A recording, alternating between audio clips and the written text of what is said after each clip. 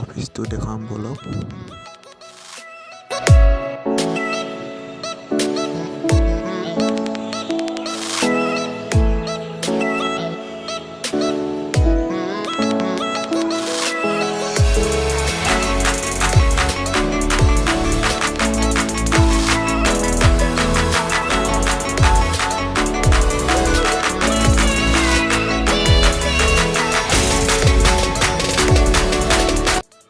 কাষতে এখন পাৰ্কখন চাওঁ বলক।